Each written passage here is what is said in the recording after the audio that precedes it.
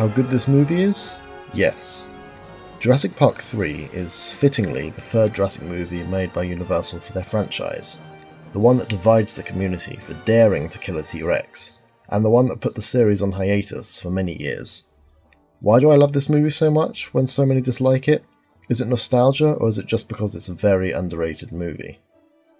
Yes, of course I agree that the first two movies are objectively superior, with their drastically different tones and stories, which make for some amazing cinema. Jurassic Park to this day is one of the best pieces of cinema out there, iconic and awe-inspiring. Not to mention the groundbreaking CGI used for the dinosaurs, and the compelling story. Recently celebrated its 30th anniversary, it will never not be fondly remembered. The Lost World Jurassic Park, on the other hand, is so unique and dark, but fantastic for being its own thing, and pushing the franchise in bold new directions. I'll probably end up doing a review on that one at some point in the future as well as the original, but for now we're in 2001, a year of greats. Here's just a small selection of movies and TV shows that came out that year. Jurassic Park III, Walking with Beasts, the BBC adaptation of The Lost World, When Dinosaurs Roamed America, The Blue Planet, Monsters Inc., Spirited Away, Shrek, and of course, the greatest film of all time, The Lord of the Rings, The Fellowship of the Ring. Peak cinema and absolutely timeless. You haven't aged. Anyway, I'll have to talk about my obsession with Lord of the Rings another time. Unlike the darker tone of The Lost World, Jurassic Park III feels much more like the 1993 original in its style, opting for the lush tropical rainforest seen on Nublar, unlike the coastal redwoods of Sorna in 1997, which can only be assumed to be another part of the island. Wait, was Camp Cretaceous Season 4 biomes drawing on the fact that Sorna had radically different environments too? Oh my god. This movie is directed by Joe Johnston, who also directed Honey, I Shrunk the Kids and Jumanji, two more really good films. Johnston first asked if he could direct a sequel to Jurassic Park, but when Steven Spielberg said he was going to do the next one, he told him he could direct the third one, if it was made. This played out, and we got the first Jurassic movie not to be directed by Spielberg. Also the first one in the franchise to have music not exclusively by John Williams, but instead the majority of it newly composed by Don Davis, who also did the music for The Matrix. I'll talk more about the music in depth later. It's a very fast-paced action movie with barely any slowing down. Since it's the shortest movie in the franchise, it really packs in the action and leaves you wanting more. Well, for me anyway. The story revolves around a young boy and his mum's current partner going missing on Site B, aka Isla Sorna. Since the San Diego incident in 1997, the island has become restricted and monitored by the Costa Rican government, yet small illegal operations still run for a chance to see the dinosaurs. Companies such as the Dinosaur, which is just such a great name. Also, can we talk about how cool that title shot is, with the claws ripping through the screen before the movie starts? It works in so many ways, looking awesome, symbolising the Roman numerals of 3, and the 3-clawed hand of a raptor, or potentially a Spinosaurus. So Eric and Ben are the two lunatics who've been conned into doing this, and of course, they get into a slight situation. The crew of the boat mysteriously vanishes in some fog, which I've always assumed was the Spinosaurus' doing, seeing how it can actually swim, and is capable of doing that. But actually it's meant to be the Pteranodons? Even though they're still locked in their cage at this point. Huh. In any case, Ben and Eric escape the boat wreck and sail towards the island as we transition to American suburbia. Here's an appropriate time to dive straight in with some character profiles. Sam Neill is once again on top form as his S-tier paleontologist character of Dr. Alan Grant. Easily the best character of the film, and the star who makes the film more accepted by the fans. Grant was essentially the main character of the first film, and Malcolm got his own story with The Lost World. So here we are with Grant again, who gets his own standalone story too. He effortlessly carries the film, and if they'd gone with someone who wasn't from the original film, or its sequel, this probably would have been much less memorable. Grant is shown to be much more world-weary in this entry, however, his view of Jurassic Park as a concept being more to the tune of it just being another theme park with monsters. And so, he's returned to paleontology and digging up real dinosaurs, or as close to real as you get in this franchise, with Velociraptor remains being found in Montana. This is the European Utahraptor from Walking with Dinosaurs all over again. It's so degrading. I like that his introduction into the film is just him being a big kid and playing with some vintage Carnegie dinosaur models. Also, his attitude towards children has vastly improved through the bonding of Lex and Tim in 1993. Back then you'd never see him be friendly to them. Can you imagine him being like that with Charlie? So, try to show a little respect. Once again, Grant is bribed into going to another island with Isla in the title. Sensing a pattern here, what's more impressive is that he's managed to block out any mention of Sauna with regards to there being dinosaurs there. Huh. This is something I wanted to be mentioned in Dominion, where he cracks a joke about always being bribed into being trapped on an island full of dinosaurs. But this never happened. Lots of missed opportunities in that film. Okay, let's get the elephant in the room out of the way now, or rather, the raptor on the plane.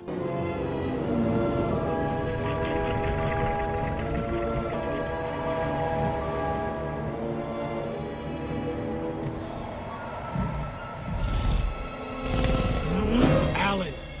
Alan! What the hell was that? This whole scene is supposed to be a dramatic and scary scene, but of course it doesn't come across this way. It's often cited as the lowest point in the franchise, even lower than Kelly's gymnastics from The Lost World. In reality, it's almost a payoff to a very minor moment when Grant is in Ellie's kitchen trying to get a McCall to say Alan, only for it not to and him to get this horrific dream later during the flight to Sauna. This dream is obviously joked about a lot, but it's supposed to be like Grant having some kind of raptor-related PTSD, which is pretty heavy stuff, but not really touched on again. It would have been interesting to explore his psyche a bit more.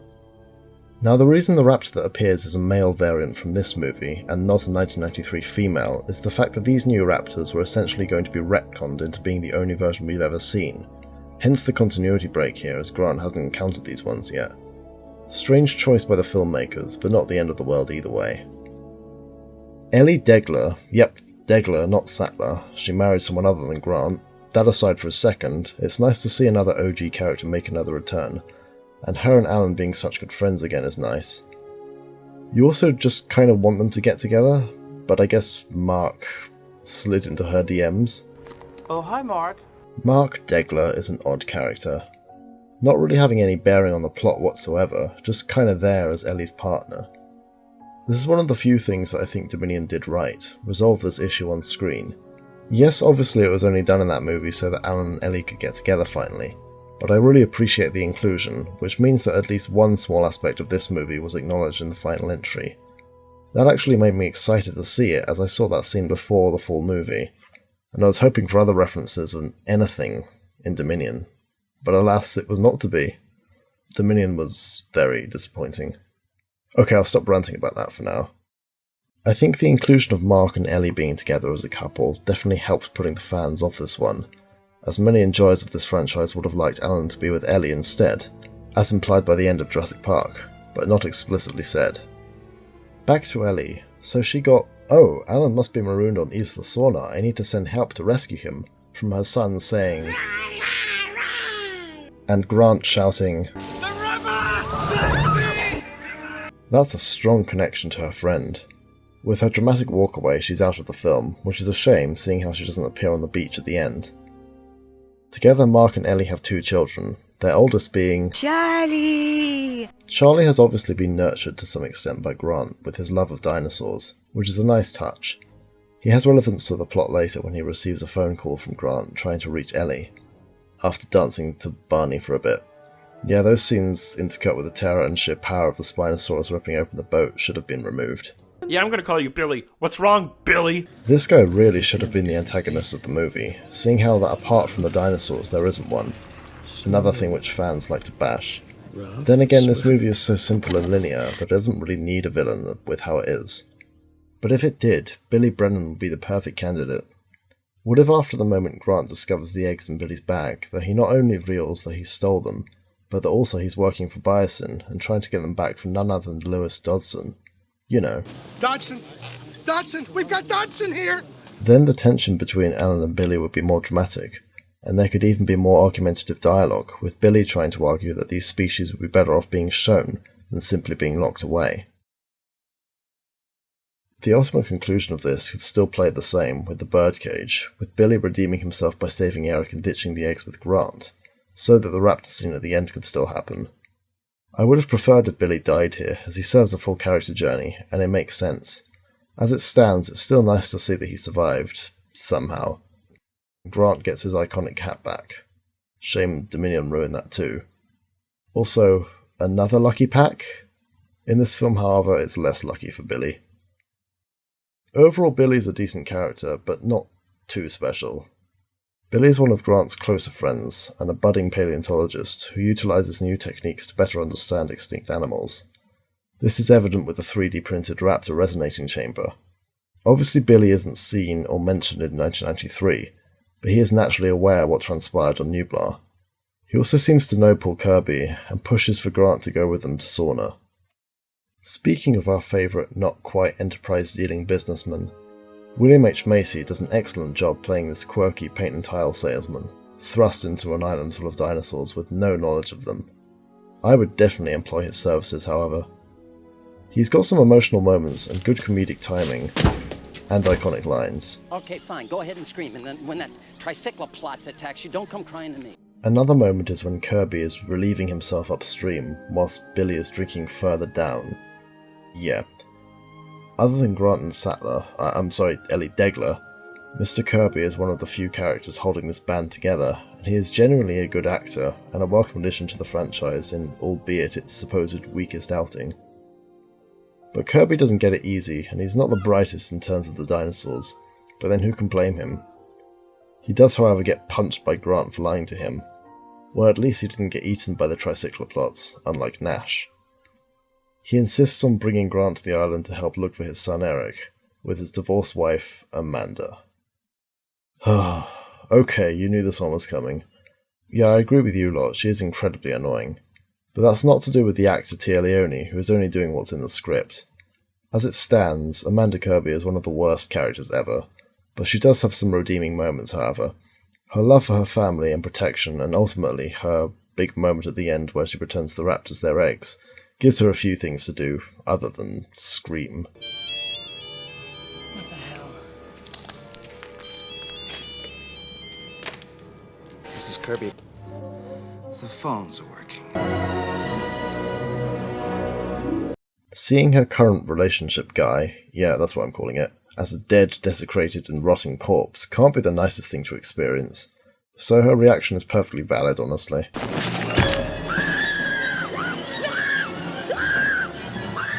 Quiet. Weird how Eric managed to escape, yet Ben instantly died somehow. I can only imagine that he got tangled in all the parasailing equipment and got swarmed by compies, seeing how his skeleton is still left where he died. See anything yet? No, not yet. Not much to say about this guy. He isn't a major player and just dies off screen ambiguously, so I have nothing to say. Only that how could Amanda choose you over Paul? Now we get to... Sorry, didn't quite catch that name. What's this kid called? Eric! Eric! Eric! This is Kirby. Eric! Eric! Eric! Eric, this way. Eric! Eric! Eric! Eric! Eric! Eric! Eric! Eric! Eric! Eric! Shut up! The compulsory divorcee kid of the franchise, yet he's actually quite a compelling character. I've always liked his inclusion, and his scenes with Grant are nice to watch, since Grant is much more tolerant of him from the get-go, having had some experience with surviving dinosaur-filled islands with children. Also in particular, the moment when they joke about Ian Malcolm's book is quite funny. Eric seems pretty resourceful for a kid of 10 years old, as Kirby says as well, even going so far as to procure T-Rex P. How'd you get it? You don't want to know. Seriously though, how did he get it? After evading compies and hiding in an upturned InGen truck, Alan and Eric reunite with the others, and... I thought there weren't any fences on the island. Without fences, without boundaries, without constraining technology. So maybe the kid is the answer to fix a divorce. The Kirbys all seem happy with each other, and the level of cheesiness is almost too much, but it's sweet, and a nice way to end the movie. We also start the movie with Eric and his accompanying supposedly responsible adult Ben Hildebrand. Hey, you knew this was dangerous. This whole operation was your idea. I say, let them crash. Moving on to the disposables, Nash, Cooper and Udesky. Nash and Cooper go together as minor characters that don't do anything except anger the Spinosaurus and kickstart the adventure. Okay, maybe they are important for this story then. They're only there to serve as Spino fodder. Is it racist that the black guy is one of the only human casualties in the movie? Maybe. They're both just pilots stroke not really mercenaries in this movie who get dispatched very quickly. Cooper can naturally outrun a plane taking off, obviously, only to be eaten by a giant theropod, and a terrible liar. That's what you get for punching Grant. No wonder he sees raptors that aren't there. Stop giving him concussion. Alan! Wait, how did Paul manage to hire these two at Udesky? He doesn't really have any proper money, does he? Speaking of poor Udesky, all he did was take a wrong turn and become Raptor Lunch. He mocks the final character death in the film, and it's quite graphic how he dies, with being immobilized and then set as a trap before having his neck snapped. Yeah, the Kirbys aren't going to forget that. At least he managed to survive a bit longer than his other two comrades. He's also got some good comedic timing, and another character who really has no clue what he's doing. Grant must look at these people and go, Tourists. Now let's move on to talking about the dinosaurs. The designs of the dinosaurs in this movie are the best in the franchise. End of story. Even the species that get less than a minute of screen time are treated to an amazing and intricate colour palette, and fit so nicely into the already established designs from the previous two films. Species like the Corythosaurus and Ceratosaurus get these beautiful colours, and are so underused within the franchise. Almost every herbivorous species in Jurassic World is just blue or grey, and they're given way too much screen time to show off how ugly they are. Could they not do something to make them more unique? I caught the ugly! Even reoccurring species like the Ceratosaurus in Camp Cretaceous gets the dullification treatment and becomes a single monotone colour. Where's the red, white and black markings?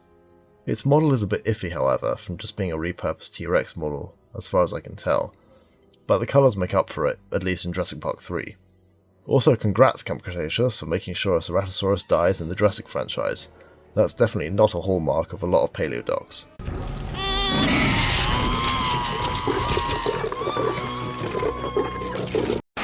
Fueled by bloodlust, the Allosaurus unleashes his rage on the wounded rival. Okay, also, what happened to the Triceratops in this film? Like, what is wrong with it? It's so long. Fortunately, you don't see it much. The Parasaurolophus, on the other hand, only appears to now have a green tint over the otherwise brown and orange that it usually has.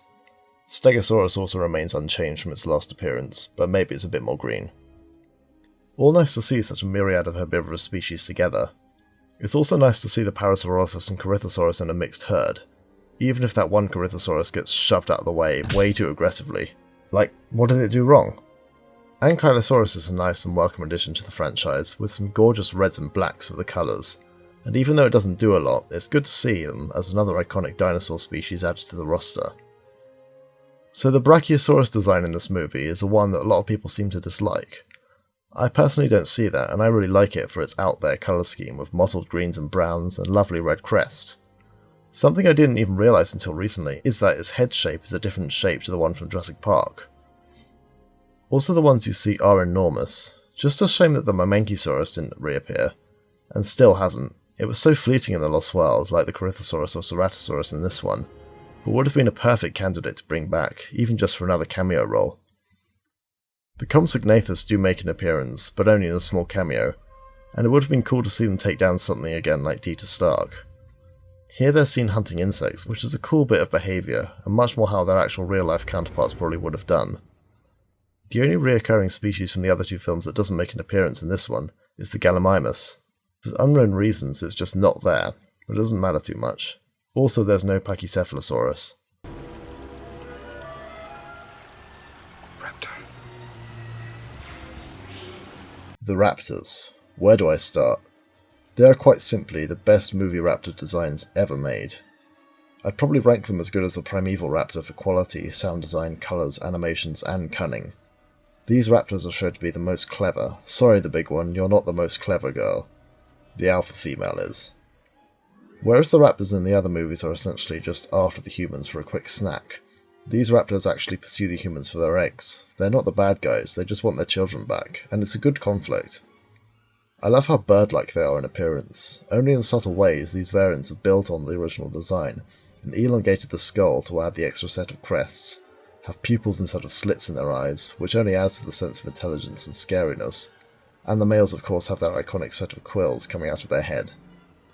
The colours are so nice and unique. The males in particular have had a renaissance recently, where a lot of people enjoy their design.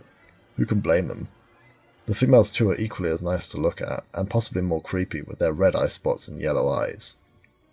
They are shown to be intelligent by having a complex communication system, which is one of the running plot threads of the movie, and I love that they're just not mindless killing machines. Also the subtle way the alpha female calls back one of the males near the end of the movie, after Grant uses the resonating chamber. That's a nice touch. The chamber itself with the simple blow into it seems to agitate the raptors, until Grant changes it to mimic the sounds of the raptors, which scares them off, coupled with the helicopters approaching. We also got very close to having a similar design to the JP3 males in Jurassic World, with the individual known as Red, who would have filled the role Blue does. I'll be honest, I hate Blue and her spawn of a child Beta with a burning passion. But that aside, wouldn't it have been so cool to have seen a JP3 inspired design instead? They're so much cooler. Say what you like about the raptor pretending to be in formaldehyde, but I find it creepy and only adds to their supreme intelligence. Plus the fact that it tries to climb after that during the chase through the claustrophobic embryonics lab. Suchomimus. Snout. No, think bigger. Baryonyx. Not with that sail. Spinosaurus aegypticus. Spinosaurus is my favourite dinosaur because of this movie. Yes, obviously I know this one isn't particularly accurate, but it's probably my favourite dinosaur out of the whole franchise anyway, just for this single appearance. It's so imposing and threatening. And yes, of course the TRex in the other movies do their job, and they are fantastic in their own right. I love the buck from The Lost World, and the whole story dynamic with the baby is brilliant stuff. But we're talking about the arch rival here to the T-Rex, or how it's become known from this movie. So many giant theropod conflicts are because of this movie's infamous battle with these two, which we'll get to in a bit. If we stay talking about just the Spino for a moment, can we bring up that its iconic roar? Yeah, that one isn't present in Jurassic World Evolution or Camp Cretaceous. Why is that? Why is such an iconic dinosaur in those games and shows not allowed to have its proper roar? Did Universal lose the file? This makes me angrier than perhaps I need to be. Oh well. Never mind just the roar it has, which is easily as great as the T-Rex and Raptor sounds. Just admire its amazing colour scheme and fantastic on-screen presence. I love this dinosaur. Seeing it in the water during the boat scene is really cool too, because it's almost exhibiting real-life behaviour there. But that fire sure spooked it though, as it retreats, never to be seen again, in that capacity anyway. The T-Rex is only seen in one small scene near the beginning of the movie, but that's only because it had so much screen time in the last two, and we need more of that sailback beauty, okay? It uses the same model as the buck from The Lost World, except with a more vibrant green coloration, and it's smaller. It's seen here feeding off a dead carcass, which is meant to showcase Jack Horner's T-Rex scavenger theory, which he still pushes for to this day. Basically, there's no way it was just a scavenger, it was definitely an active hunter. There is irrefutable proof to this, and has been for a long time. Just stop it, Jack. Anyway, it doesn't come across like this much at all, but even with everything against Jack Horner, he still has contributed a lot to the world of paleontology. He was the one who suggested Spinosaurus for this movie, which was originally going to be baryonyx, interestingly, and there's even some old logos showing this idea. The T-Rex chases the others. See, he is an active predator, after they disobey Grant's instructions of staying still. Yeah, let's just ignore the only qualified dinosaur expert we blackmailed into coming here with us. Now we come to a nice little inconsequential scene which has never been talked about endlessly. Okay, let's talk about that controversial T-Rex versus Spino battle. Firstly, I must say, this is probably my favourite scene in the entire film, no joke. I love watching this, and usually will rewind to see it again, just to revel in how awesome it is. It's so beautifully animated, and the sounds and how the characters all escape. Alan getting his own roar while stuck between those two trees is quite funny. And that little claw flick that the Spinosaurus does when it brings down the Rex. So cool. Fun fact, the animatronic Spinosaurus they used actually destroyed the animatronic T-Rex during filming, hence why most of the battle is in CGI. And one of the most satisfying sounds here coming up. Let's hear that again. And finally the triumphant roar from the Spino. I could watch that scene over and over, and I probably will. It was definitely something original, as no carnivore on carnivore battle with creatures that size had happened before in the films. Yet now it seems to be a staple. It was done here first, and is over way too quickly for my liking. The obvious reason people might dislike this battle is that it kills the T-Rex. Oh no! But so what? Why is it the idea that the T-Rex dominates the franchise and can never be beaten? People may think that that's their favourite dinosaur, which is fair enough, but that doesn't mean it can't ever die. I've never seen a problem with it being killed. Hell, I love the moment when it dies, because the Spinosaurus is just so awesome. It's a birdcage. One of the favourite scenes among fans, the best pterosaur-related scene in the franchise. The build-up to this scene, with the fog and doom-laden drums, is so spooky, and that shot of the Pteranodon emerging from the gloom is really creepy. Pterosaurs in general are very creepy-looking animals anyway, and these hybrids with teeth are definitely that.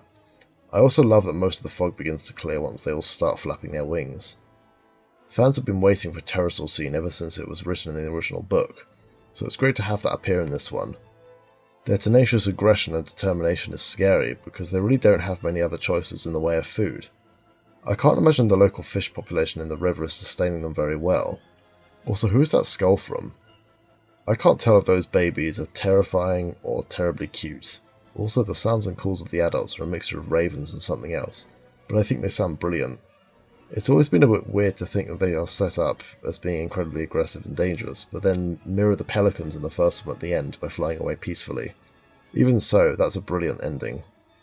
All of these designs have such vibrant colours, the most dazzling of all the designs in the franchise, and so unique. That's why I love them.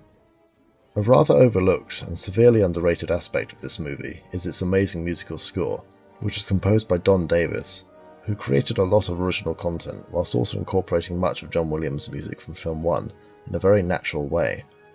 Something that the Jurassic World movies just fail to do properly in my opinion. Some of the music in this does feel a bit like it's made for TV, with the themes a bit reminiscent of some of the Land Before Time sequels, which is not a bad thing. The instrumentation is really nice, with a combination of a lot of woodwind and the more classical orchestral fanfares made of strings and brass undertones. There's lots of slow, methodical pieces which help accentuate the scenes, until suddenly breaking into dramatic moments for surprise action. The Spinosaurus, like the Raptors in the other movies, and this one, gets its own theme. A riff on the original Raptor theme, it uses the same notes and structure, just in a different order.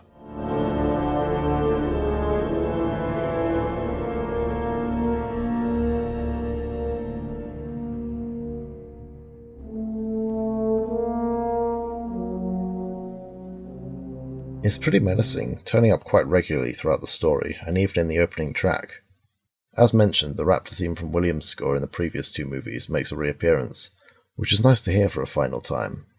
It's very odd that Jurassic World never utilised it. Also, the same notes that signify the T-Rex in 1993 also appear frequently in this score too.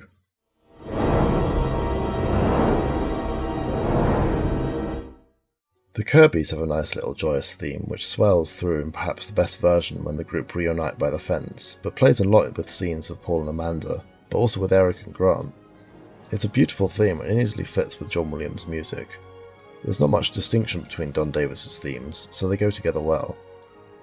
The music, which includes John Williams' Jurassic Park themes, feature a slightly shorter main theme. I'll give an example.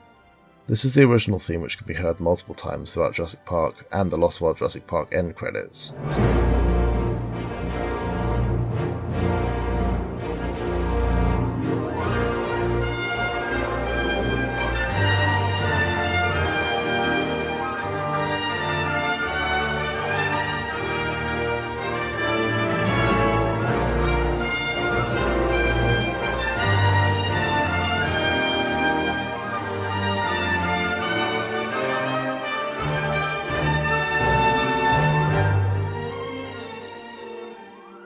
And this is the version which plays in Jurassic Park III, originally done by Williams but recomposed by Don Davis.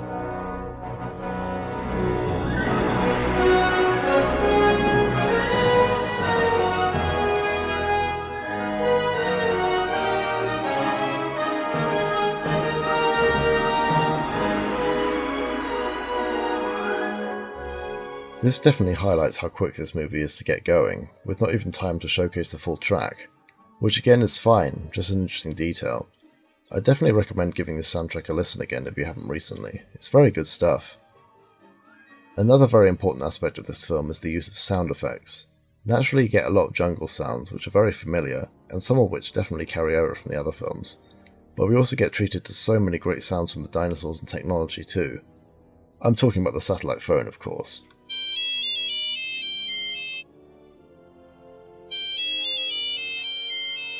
There's also one of the odder inclusions to the overall ambience. Jungle movies always do this by adding sounds of animals that aren't found in the environments. Gibbons in the case of Jurassic Park III, and kookaburras in the case of The Lost World.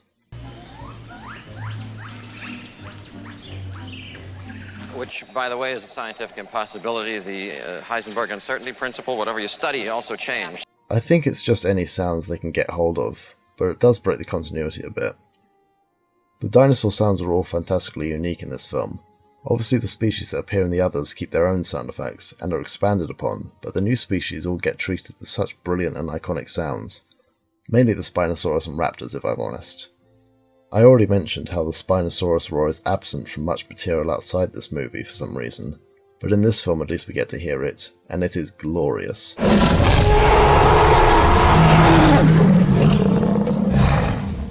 Moving on to the Raptors then, their calls are one of the most iconic things to come out of Jurassic Park, and have inspired many other sounds like that in other movies and TV shows. These sounds are reused from this film naturally, since they're dealing with more or less the same animal, and those sounds are great, but what I want to talk about are the sounds unique to this particular variant. They have such a distinctive tone and voice to them. One of my all-time favourite sounds ever is this.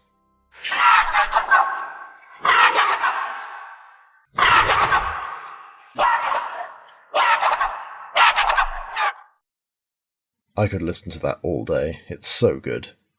Their vocal range of course plays into their intelligence in this movie, and I love that. The practical effects are back in full force again, which is lovely to see. There's no point on an over-reliance on CGI if you can make convincing real-life puppets and animatronics, something that Walking With, Prehistoric Park and Primeval took full advantage of. Stan Winston's practical dinosaurs are a thing of beauty.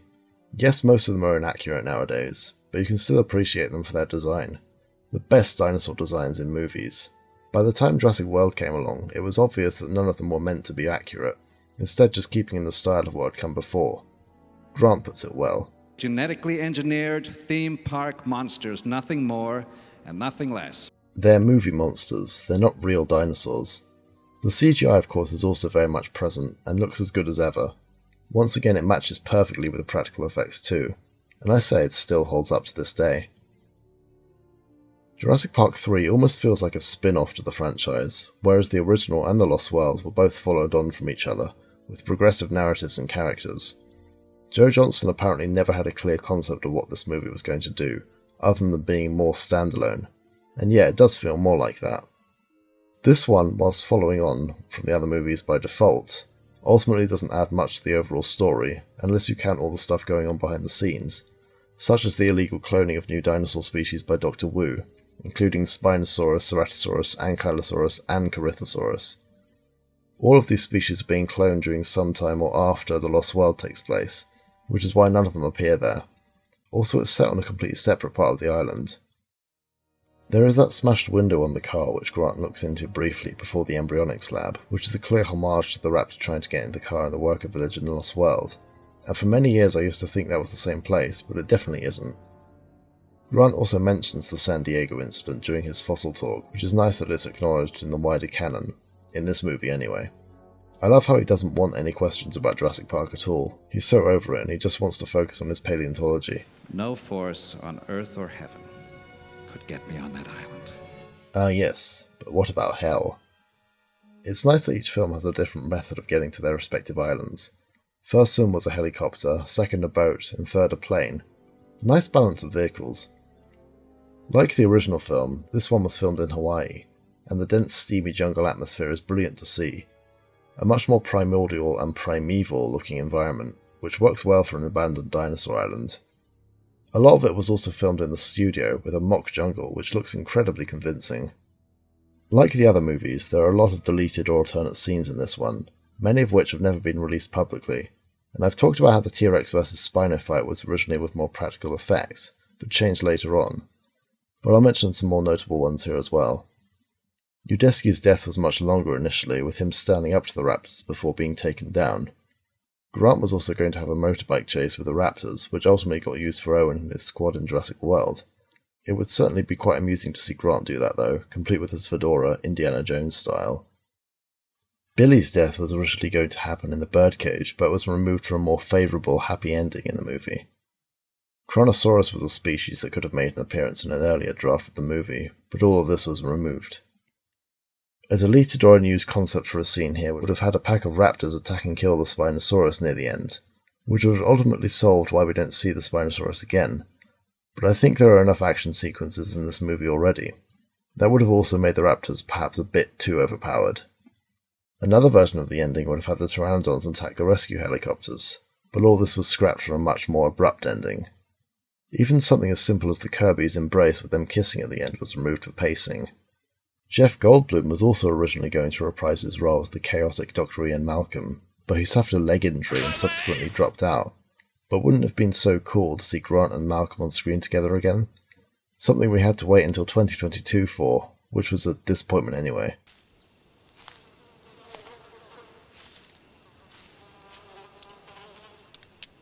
That is one big pile of shit. A lot of other scenes were pitched and or cut due to pacing, and many served as extensions of already present scenes, or didn't add much else to the overall story. This is T-Rex P. Well, actually, Sam Neill has stated that he thinks Jurassic Park III is better than what most people give it credit. So listen to Dr. Grant. Well, what's the good of hiring an expert if we're not going to use his advice? Okay, obviously this movie isn't perfect, and lacks a lot of structure, but this is mainly due to the fact that this movie famously had a very troubled production, with so many drafts and redrafts of the script. The making of, which you can find on the DVD, is definitely biased towards the movie being positive, obviously, with none of the cast or crew really mentioning the production problems, so it's not the most in-depth piece of information, but still worth a watch. The earliest script was about a group of teenagers that got marooned on the island. Obviously this was later repurposed into Cap Cretaceous, 19 years later. Another early script had Grant living on Site B and studying the dinosaurs there, which would have made for an interesting concept, yet somehow I don't feel it fits with his character to just go back there after everything he went through in 1993. So I'm glad they made him much more reluctant in returning in this one. This would also have featured a child stuck on the island, but there was also another plot running which had mysterious killings on the mainland, and everything was set to go with this idea before the script was thrown out only 5 weeks before filming began. Luckily, David Koepp, who wrote the scripts of the previous 2 films, stepped in to pitch the rescue mission story with Eric as the kid, and a slimmed-down version of the story. Many characters were repurposed, and the actors had to adapt to the changes. Guess we'll just have to evolve too. This movie was originally going to be called Jurassic Park Extinction, which is a name many fans have given to their own spin-offs through the years. Another reason many fans aren't massive fans of this one is that it's not based on anything directly from Michael Crichton, who wrote the books. But then again, the movie The Lost World Jurassic Park is so far removed from the book version that this point is a bit invalid. This movie has a lot of mixed reception. Some people may not even remember it if they grew up in the time when the Jurassic World trilogy was coming out. The first 2 Jurassic Park sequels are kind of forgotten about, which is a massive shame, as I would easily hold them above anything that came after. I'd probably rank the first 3 as good as each other, in their own way. The reviews and general consensus puts this movie quite low on the list, or at most in a middle point, where it's not great but not terrible. I also think that Dominion completely flopping has given some attention back to this one, and made people more sympathetic to it. Like how Disney's Star Wars sequels have had the accidental quality of making everyone miss the prequels more. I personally think it's a great film, lots of good action, music and suspense, and if I had to critique it, I'd say maybe tone it down a bit, Amanda, really? Otherwise I don't really have any complaints about it, other than what I've mentioned already. Jurassic Park III is underrated and deserves more love. Thank you very much for listening. Big head, no cattle. Big head, no brain. Big snake, no rattle. I forever remain. Oh, what an awful tongue.